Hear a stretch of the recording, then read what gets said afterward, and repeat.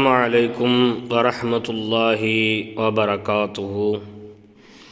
அறவே குர்ஆன் ஓதத் தெரியாத நபர்களுக்கான குர்ஆனிய பாடம் நமது தளத்திலே தொடர்ச்சியாக நடத்தப்பட்டு வருகிறது.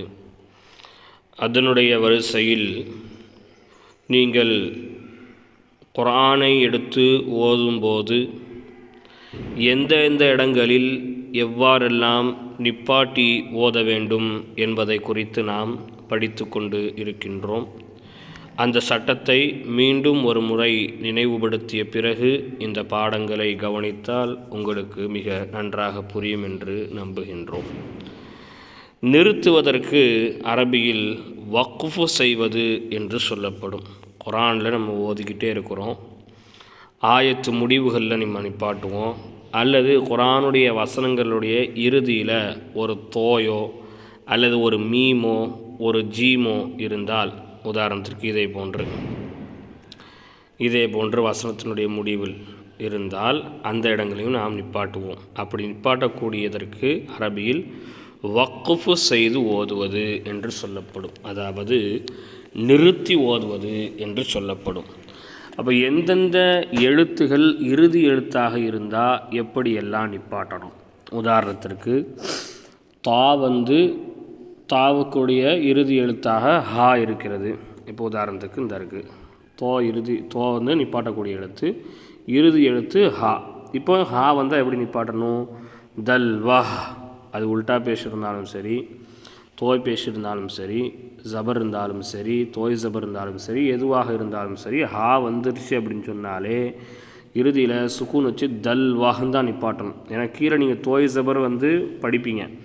அப்படி படிக்கும்போது தல் வத்த அப்படின்னு படிச்சிடக்கூடாது. ஏன்னா தோய் ஜபர் இருந்தால் தான் நிப்பாட்டலாம், ரான் நிப்பாட்டலாம், கஃபூருர் ரஹீம், ரஹீமா, இந்த மாதிரி நிப்பாட்டலாம் நம்ம படிச்சிருக்கிறோம். அப்போ எப்படி நிப்பாட்டுறது அப்படிங்கிறத நம்ம இப்போ பார்த்துக்கிட்டு இருக்கிறோம். அதில் நம்ம 57வது பக்கத்தை நிறைவு செய்திருக்கின்றோம். அதனுடைய பாடங்கள் கொடுக்கப்பட்டுள்ளது.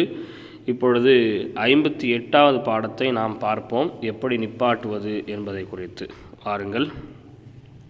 இப்போ இந்த தோய், இப்படி தான் ஒரு வசனம் இருக்கும். இது ஒரு ஆயத்து, ஒரு வசனம்னு வச்சுக்கோங்க. இதுக்கு இறுதியில் இந்த தாய் இருக்குது. இப்போ நிப்பாட்டக்கூடிய எழுத்து தாய் என்னது? நிப்பாட்டக்கூடிய எழுத்து. இந்த நிப்பாட்டக்கூடிய எழுத்து இருந்தால் ஹம்சா வாவ் அதற்கு மேலே ஹம்சா அதுக்கு மேலே பேஷ் அதுக்கு பின்னாடி ஒரு அலிஃப் வந்தால் அங்கே நீங்கள் எப்படி நிப்பாட்டணும் அப்படிங்கிறது தான் இங்கே படிக்க போகிறோம். பாருங்கள். இபாதிஹில் உலமா அப்படி தான் நிப்பாட்டணும். இந்த வாவையும் எடுத்துருவீங்க, இந்த அலிஃபையும் எடுத்துருவீங்க, இந்த அம்சாவுக்கு சுக்குனை கொடுப்பீங்க. இங்கே அம்சா தான் உச்சரிப்புக்குரிய எழுத்து. வாவ் என்பது எக்ஸ்ட்ரா உள்ள எழுத்து, அலிஃப் என்பதும் எக்ஸ்ட்ரா உள்ள எழுத்து. இப்போ இங்கே வாவ் இருக்குது, அலிஃப் இருக்குது, அதனால் உலமா ஊன் நான் படிப்பேன் அப்படின்னு சொல்லி படிக்கக்கூடாதுங்க. அந்த ரெண்டு எழுத்துமே சைலண்டிற்குரியது. அப்போ என்ன செய்வீங்க அப்படின்னா, எப்படி நிப்பாட்டுவீங்க? இபாதிஹில் உலமா, அதுவும் ரொம்ப நீட்ட தேவையில்லை. குர்ஆன் ஓதும்போது நீங்கள் அப்படி தான் நீட்டுவீங்க. உலமா அப்படி தான் நம்ம நீட்டுவோம். அப்போ நீட்டி அம்சா வச்சு இதை செஞ்சுருங்க, முடித்து விட வேண்டும். அதே போன்று தோய் ஜபர் ஒரு ஆயத்து முடியுது. ஒரு ஆயத்து முடிவில் ஒரு எழுத்துக்கு என்ன செய்யுது? தோய் ஜபர் என்பது கொடுக்கப்பட்டிருக்கு அப்படின்னு சொன்னால் அங்கே தோய் ஜபரை நம்ம படிக்காமல் ஒரு ஜபர் வச்சு நம்ம படிப்போம். எப்படி? இப்போ இந்த மாதிரி வட்டம் வருது அப்படின்னா அது குர்ஆனில் ஆயத்தினுடைய முடிவு. ஆயத்து 1, 2 என்ன செஞ்சுருக்கும்? குர்ஆனில் ஆயத்து போட்டிருக்கும். அப்போது தோய் ஜபர் இருந்து அதுக்கு பின்னாடி உள்ள இடத்துல அலிஃப் இருக்குது, தோய் ஜபர் இருக்குதுன்னு வச்சுங்க. தோய் ஜபர் இருந்தால் தோய் ஜபர் வச்சே நிப்பாட்டக்கூடாது. அதே நேரத்தில் சுக்குன் தானே நீங்கள் நிப்பாட்டும் போது வைக்கணும் அப்படின்னு சொன்னீங்க. அதனால் நான் சுக்குன் வச்சு நிப்பாட்டுறேன் அப்படின்னு சொல்லி சுக்குன் வச்சு நிப்பாட்டக்கூடாது. தோய் ஜபர் இருந்ததுன்னா தோய் ஜபராக நிப்பாட்டாமல் ஒரு ஜபர் வச்சு நம்ம படிப்போம். எப்படி? இப்போ குர்ஆனில் ரகீபன் அப்படின்ட்டு இருக்குதுன்னு வச்சுக்கோங்க. இப்போ நீங்கள் குர்ஆனை ஓதுறீங்க, ரகீபன் அப்படின்ட்டு ஓதக்கூடாது. எப்படி ஓதணும்? ரகீபா நிப்பாட்டும் போது எப்படி நிப்பாட்டுவீங்க? ரகீபா அப்படி நிப்பாட்டி என்ன செய்யணுங்க? ஓதணும். இன்னொன்று உங்களுக்கு தெளிவாக சொல்கிறதா இருந்தால், குர்ஆனுடைய ஒரு சூறா எல்லாருக்குமே தெரியும். பெரும்பாலும் தொழுகிறவங்க, பள்ளியோடு தொடர்பில் இருக்கிறவங்க எல்லாருக்குமே தெரியும். என்ன சூறா? வல்துஹா வல்லைலி இதா சஜா. தெரியும் அப்படிதானே? வல்துஹா சூறா தெரியாத ஆட்களே இருக்க முடியாது, எல்லாருக்குமே தெரியும். அப்போ குர்ஆனில் வல்துஹா அப்படிங்கிறது இப்படி தான் இருக்கும். லுஹா கடைசியாக முடியுதா இல்லையா? வல்துஹா பாருங்கள், லுஹன் அப்படின்னு தான் இருக்கும். அப்போ லுஹன் அப்படின்னு இருக்கிறதுனால லுஹன் அப்படின்ட்டே நம்ம படிக்க மாட்டோம். எங்கேயாவது எந்த அசத்தாவது தொழுகையில் வல்லுஹன் அப்படின்னு ஓதிருக்காங்களா? ஓத மாட்டாங்க. சேர்த்து ஓதுறா இருந்தால் ஓதலாம். வல்லுஹன் வல்லைல் இதா சஜன், அது சேர்த்து ஓதுறதுனா அது வேறு. அது சபா கிராத்தில் 7 விதமாக ஓதக்கூடிய வழிமுறைகளில் அது ஒரு வழிமுறையில் போய் சேர்ந்துடும். அது வேறு. பொதுவாக குர்ஆன் ஓதுறதா இருந்தால் வல்துஹா நிப்பாட்டி தானே செய்வோம், நம்ம ஓதுவோம். அப்படி தானே? அப்போ பாருங்கள், தோய் சபர் இருக்குது. இந்த யாவை அலிஃபாக கணக்கெடுத்துருவோம். இந்த யாவை என்ன செய்வோம்? இங்கே லாது ஹா யா இருக்குது. அப்போ இங்கே அலிஃப் யா இருக்குது, அலிஃப் இருக்குது, பா அலிஃப் இருக்குது. அதனால் நீங்கள் அலிஃபாவே இங்கே நிப்பாட்டி படிச்சிங்க. இப்போ இங்கே யா தானே இருக்குது, அதையே நீங்கள் அலிஃபா ஆக்குறீங்கன்னு கேட்டால் என்ன சொல்லுவோம் அப்படின்னா, ஜபருக்கு தோதுவான எழுத்து அலிஃபு. அதனால் என்ன செய்வோம்? அலிஃபை கொண்டு வல்லுஹா அப்படின்ட்டு படிப்போம். பொதுவாக விளைவிக்கங்க, தோய் ஜபர் இருந்தாலே அது தோய் ஜபராக இல்லாமல் ஒரு ஜபராக வைத்து நாம் படிப்போம். சரிங்களா? அது மாதிரி பாருங்கள், முசல்லன் முசல்லன் அப்படின்ட்டு குர்ஆனில் இருக்குது. முசல்லன் அப்படின்ட்டு ஒரு ஆயத்து முடியுதுன்னு வைங்க, இப்படி முடியுது. அப்போது முடிக்கும்போது நீங்கள் முசல்லன் அப்படின்னு முடிக்கக்கூடாது, முசல்லா அப்படி தானே செய்யணும், முடிக்கணும். முசல்லா அப்படி தான் முடிக்கணும். இப்போ முதல் உங்களுக்கு கொடுத்துருக்கிற இந்த லைன் அப்படிங்கிறது குர்ஆனில் இப்படி இருக்கும். இப்படி இருந்தால் இந்த மாதிரி படிக்காமல் கீழே கொடுக்கப்பட்டுள்ள இந்த அமைப்பில் நீங்கள் படிக்க வேண்டும். கீழே கொடுக்கப்பட்டுள்ள இந்த அமைப்பில் நிப்பாட்டி படிக்க வேண்டும். அப்போது வெறுமனே பேஷ் இருந்தாலோ வேறு எதாக இருந்தாலோ அங்கே சுக்கூன் வைக்கணும்.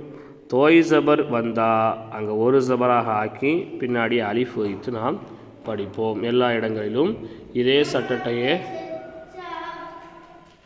சட்டத்தையே ஃபாலோ பண்ணி தான் என்ன செய்யுங்க, கண்டிப்பான முறையில் படிக்கணும். இது அல்லாது வேறு சட்டத்தை பின்பற்றக்கூடாது.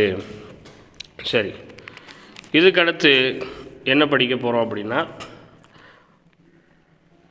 கடாசபர் வந்தால் எப்படி நிப்பாட்டுறது அப்படிங்கிறத தான் படிக்க போகிறோம். பாருங்கள், அபா பா. இப்போ இங்கே என்ன செய்யுது? அலிஃப் இருக்குது, பா இருக்குது, யா இருக்குது, அப்படி தானே? அப்போ இந்த யாவை மட்டும் சைலண்ட் ஆக்கிட்டு வெறுமனே அபா அப்படின்னு நம்ம என்ன செய்வோம், படிப்போம். சரி பாருங்கள், நான் முன்னாடியே சொன்னேன், தோய் சபர் வந்தால் அலிஃப் வைத்து படிக்க வேண்டும். அது வேறு எழுத்துக்களுக்கு தான். ஆனால் ஹாவா இருந்துச்சுன்னு சொன்னால், ஹா வந்துருச்சு, குண்டு தா வந்துருச்சு அப்படின்னு சொன்னால் அங்கே நீங்கள் அலிஃபா வைக்கக்கூடாது, அதை சுக்கூன் வச்சு தான் படிக்கணும். நான் மேலேயே சொன்ன பார்த்தீங்களா உங்களுக்கு? பாருங்கள், குவ்வத்தன் இருக்குது, குர்ஆனில் இப்படி இருக்குன்னு வச்சுக்கோங்க. குவ்வத்தன் அப்படின்னு நீங்கள் ஓதுறீங்க. குர்ஆன் இன்ஷா அல்லாஹ் இன்னும் ஒரு 4-5 நாளில் குர்ஆன் எடுத்து ஓத ஆரம்பிச்சிடலாம். அப்போ இப்போ குவ்வத்தன்னுட்டு குர்ஆனில் இருக்குது, நிப்பாட்டக்கூடிய இடமாக இருக்குது, தோய் இருக்குது. அப்போது தோய் ஜபர் வந்ததுன்னு சொன்னால் ஒரு ஜபராக தானே படிக்கணும்னு சொல்லியிருக்காங்க, அதுவும் பின்னாடி அலிஃப் வச்சு படிக்கணும்னு சொல்லியிருக்காங்களே அப்படின்ட்டு குவ்வத்தா அப்படின்ட்டு இதை படிக்கக்கூடாது. என்னென்னு படிக்கக்கூடாது? குவ்வத்த. இங்கே ரகீபான்னு படித்தோம், இங்கே லுஹான்னு படித்தோம், இங்கே முசல்லான்னு படித்தோம். அப்போ இங்கே நான் குவ்வத்தான் படிக்கட்டா அப்படின்னு கேட்டால் படிக்கக்கூடாதுங்க. இங்கே என்ன தான் படிக்கணும்? குவ்வா. இந்த தோய் பேச சபரை எடுத்துகிட்டு சுக்கூன் வச்சிட வேண்டியதான். தோய் பேச இருந்தாலும் அதான் சட்டம், சுக்குனை வச்சிட வேண்டியதான். குவ்வா அப்படி படிக்கணும், குவ்வா அவ்வாறு தான் அதை படிக்க வேண்டும். அது ஹாவுக்குரிய சட்டமே அதுதானுங்க. பாருங்க, சமானியத்துன் இப்படி இருக்குது குர்ஆனில், சமானியத்துன் இப்படி இருக்குன்னு வச்சுக்கோங்க. இப்படி இருந்தால் எப்படி படிக்கக்கூடாது, எப்படி படிப்பீங்க?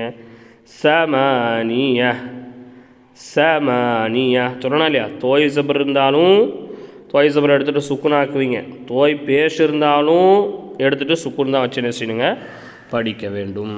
சரிங்களா? அதுக்கடுத்து குவ்விரத்.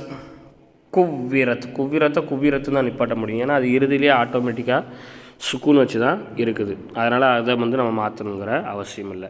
எதெல்லாம் இறுதியில் சுக்குன் வச்சு வருதோ அந்த எழுத்துக்களை நம்ம மாற்றி நிப்பாட்டணுங்கிற அவசியம் இல்லைங்க. பாருங்கள், தன்ஹர்னு நிப்பாட்டினாலே போதுமானதாக இருக்கிறது. அது மாதிரி பாருங்கள், ஃபஹத்திஸ் இறுதியில் சுக்குன் தான் இருக்குது. எனவே ஃபஹத்திஸ்னு. وَأَمَّا بِنِعْمَةِ رَبِّكَ فَحَدِّثْ குர்ஆன் ஓதும்போது என்ன செய்வாங்க? ஓதுவாங்க. அப்படி தானே? وَأَمَّا بِنِعْمَةِ رَبِّكَ فَحَدِّثْ.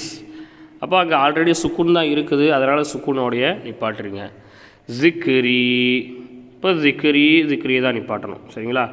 சரி, இப்போ இங்கே சுக்குன் இருக்கிறத சுக்குனாகவே நிப்பாட்டிட்டோம். இங்கேயும் சுக்குன் இருக்குது, இங்கேயும் சுக்குன் இருக்குது, இங்கேயும் சுக்குன் இருக்குது, இங்கேயும் சுக்குன் இருக்குது. அதனால் நீங்கள் சுக்குனாகவே நிப்பாட்டிட்டோம்.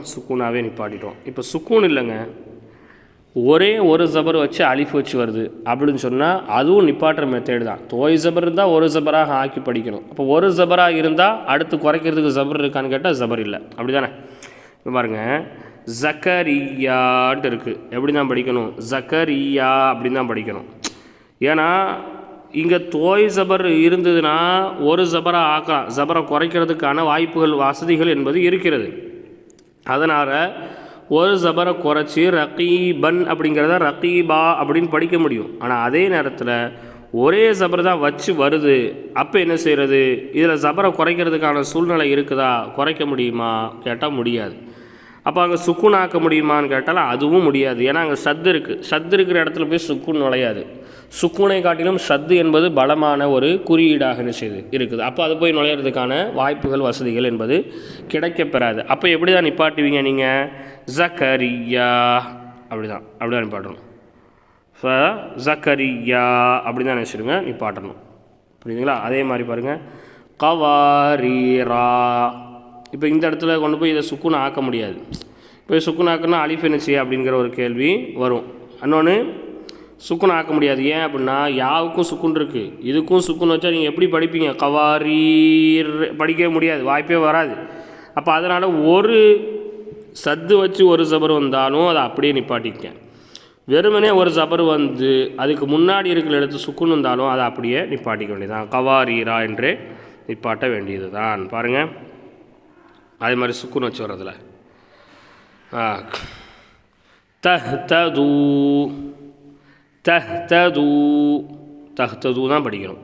தஹ்ததுவாக வேறு மாற்றுறதுக்கான சூழ்நிலைகள் இல்லை. சரி, இப்போ தோய் ஜபரை பற்றி நம்ம படிச்சிருந்தோம். இப்போ தோய் பேஷை பற்றி படிக்கணுமா இல்லையா? இப்போ தோய் பேஷை பற்றி சொல்லும் போது என்ன சொல்கிறாங்க அப்படின்னா, தோய் பேஷாக இருக்கட்டும், தோய் ஜேராக இருக்கட்டும், ரெண்டுமே இறுதியில் வந்துன்னு சொன்னால் தூக்கிட்டு சுக்குன் ஆக்கிற வேண்டியதான். சுக்குன். தோய் பேஷுக்கு சுக்குன், தோய் பேஷுக்கு சுக்குன், தோய் பேஷுக்கு சுக்குன், தோய் ஜேருக்கும் சுக்குன் தான். நீங்கள் கீழே பார்ப்பீங்க. பர்குன் அப்படின்னு குரானில் இருக்குன்னு வச்சுக்கோங்க நீங்கள் ஓதும்போது. இப்போ பர்குன் இருக்கிறதுன்னு சொன்னால் பர்குன் அப்படின்ட்டு படிக்கக்கூடாது. பர்க்கு எப்படி தான் படிக்கணும்? பர்க்கு அப்படி தான் படிக்கணுங்க நிப்பாட்டும் போது. நம்ம படிக்கிறதெல்லாம் எங்கே? குரானில் இந்த மாதிரி குறியீடுகள் வந்து நிப்பாட்டும் போது அப்படி நிப்பாட்டணும்.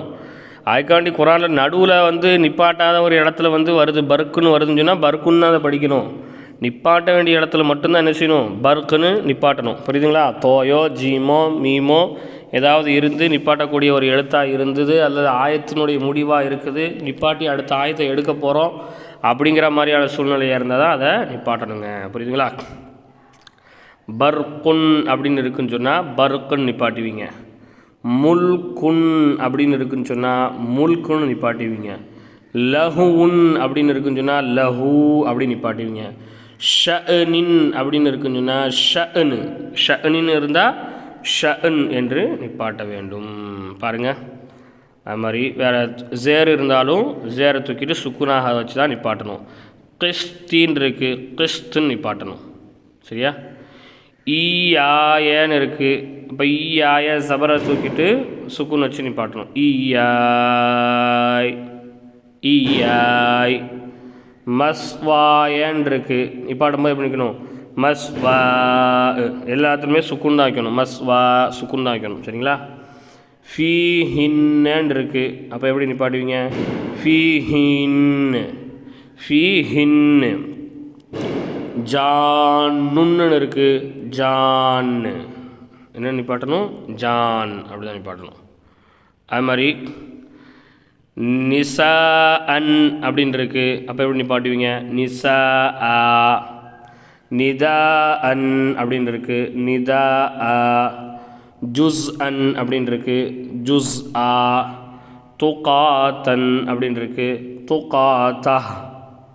துகாத்தா தோய்ஸ் இருந்தாலும் தா வந்தால் மாற்றிடணும். அப்போது எப்படி எப்படி அதெல்லாம் நிப்பாட்டணும் அப்படிங்கிறத நம்ம இன்றைக்கி பாடத்தில் பார்த்துருக்குறோம்.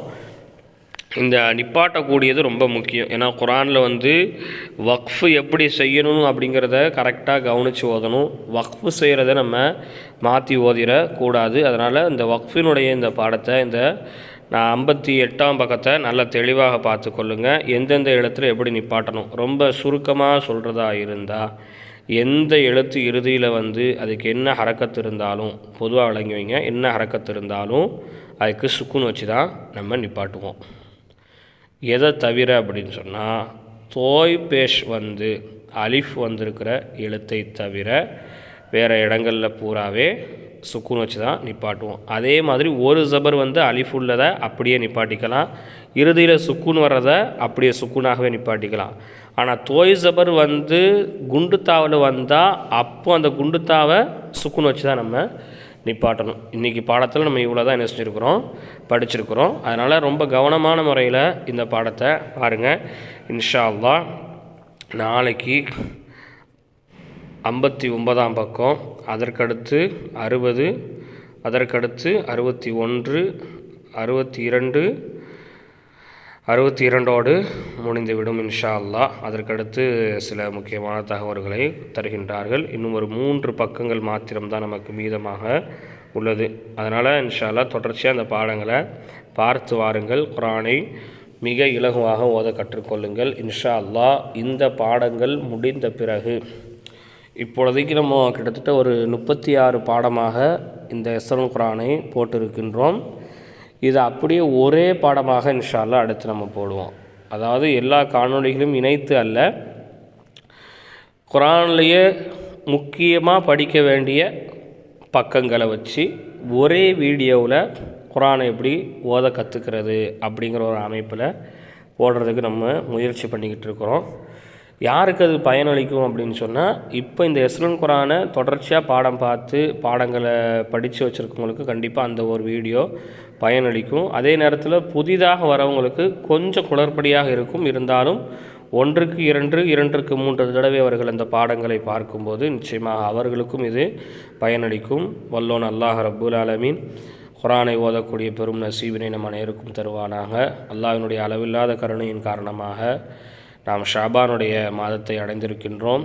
இந்த மாதத்திலே நாம் எல்லோரும் கேட்க வேண்டிய ஒரு துவா என்ன தெரியுமா? அல்லாஹும்ம எங்கள் இறைவா பாரிக் லனா எங்களுக்கு நீ பரக்கச் செய், ஃபி ரஜப இந்த ரஜப் மாதத்தில் எங்களுக்கு நீ பரக்கச் செய், ஒ ஷாபான ஷாபானுடைய மாதத்திலும் எங்களுக்கு நீ பரக்கச் செய், ஒ பல்லிகனா இன்னும் எங்களை நீ அடையச் செய், ரமலானுடைய மாதத்தை எங்களுக்கு நீ அடையச் செய் அப்படிங்கிற இந்த துவாவை எல்லாருமே கண்டிப்பாக ஒவ்வொரு தொழுகையிலையும் கண்டிப்பான முறையில் கேளுங்க. அல்லாஹ் ரப்புல் ஆலமீன் இந்த ரஜபிலும் ஷாபானிலும் அல்லாஹ் நமக்கு பரக்கத் செய்து பரக்கத்து பொருந்திய ரமலானை பரக்கத்தாக அடையக்கூடிய பெரும் நசீபினை அல்லாஹ் நம் அனைவருக்கும் தந்தருள் புரிவானாக. இன்ஷா அல்லாஹ் நாளை தினம் ஒரு பாடத்தில் சந்திப்போம். அஸ்ஸலாமு அலைக்கும் வரஹ்மத்துல்லாஹி வபரகாத்துஹு.